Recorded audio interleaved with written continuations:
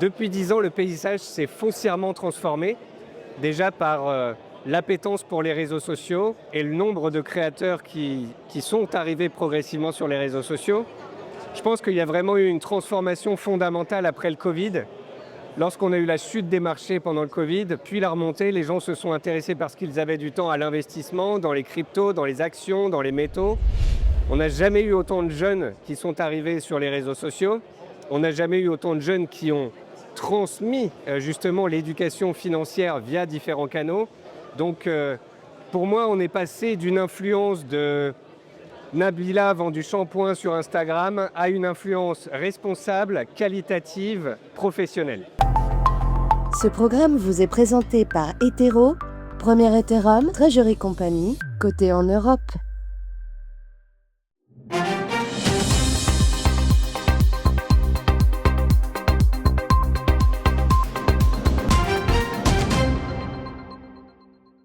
Nicolas Chéreau, bonjour. Vous êtes incontestablement le pionnier le plus suivi de cette nouvelle génération de finfluenceurs qui transforme profondément la façon dont on parle de bourse, d'investissement, d'éducation financière. Il était donc normal que vous fassiez le déplacement depuis La Réunion. Vous êtes établi depuis plusieurs années pour participer à cette première édition de Paris Investor Week.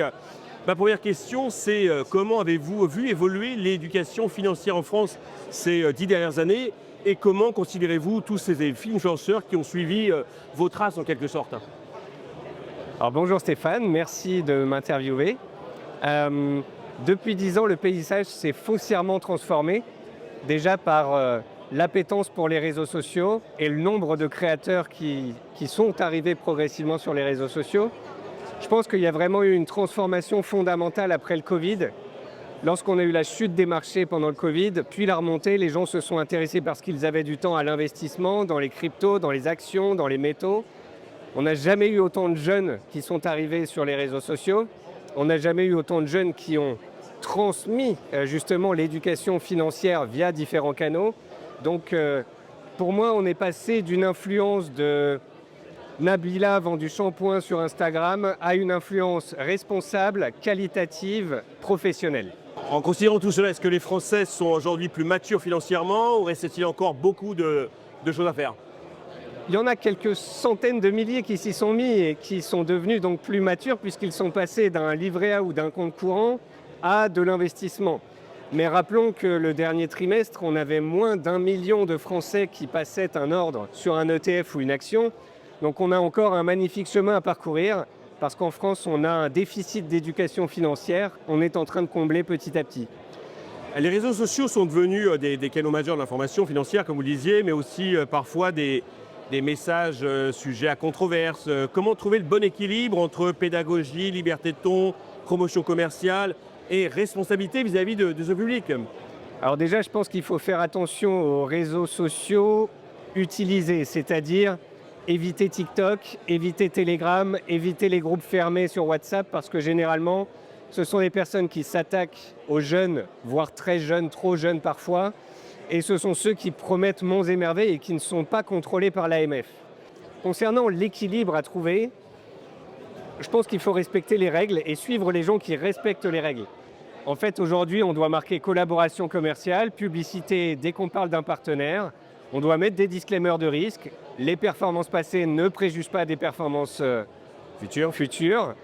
On doit afficher des disclaimers sur les newsletters, sur les émissions. Et je pense que plus l'influenceur que l'on suit fait attention à respecter les règles, plus c'est quelqu'un de suivable. Okay. Vous suivez le marché depuis plus de 15 ans. Comment qualifierez-vous aujourd'hui le contexte actuel pour les investisseurs? Alors je pense qu'il n'a jamais été aussi peu cher, facile d'intervenir sur les marchés financiers. Je me souviens, moi, quand il y a 15-20 ans, je faisais de la bourse, on passait des ordres, on payait 1% à l'aller, 1% à la vente, on payait des droits de garde.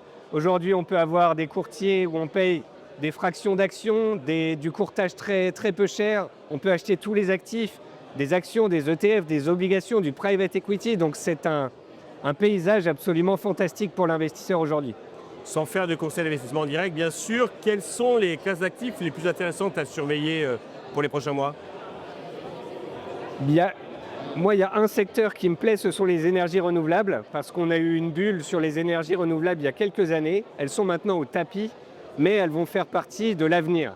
Parce que si on veut faire de l'intelligence artificielle, si on veut produire de l'électricité, on aura bien évidemment besoin de charbon, de pétrole et de nucléaire, mais on aura besoin d'un mix énergétique et on aura besoin du renouvelable. Vous êtes particulièrement prolifique en matière d'information financière que vous distillez sur plusieurs canaux de communication, sous différents formats, les posts, les newsletters, les vidéos YouTube, les streamings en direct. C'est pas toujours facile de vous suivre, c'est peut-être la raison pour laquelle vous avez récemment réalisé une refonte de votre site nicolaschéron.fr. Que retrouve-t-on sur cette nouvelle version de votre site? Alors ce site, très simplement, c'est le moyen de s'inscrire à ma newsletter, une newsletter bimensuelle avec des notes de recherche, des sujets fouillés, thématiques, donc il y en a 24 par an.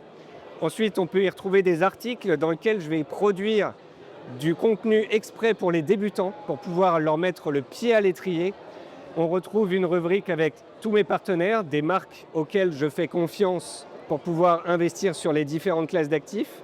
Également des formations, mais alors attention, des formations de formateurs qui ne vivent pas de vente de formation, qui sont des gens qui sont sur la bourse depuis 10-15 ans, qui ont de la bouteille, de l'expérience et qui sont de très bons pédagogues.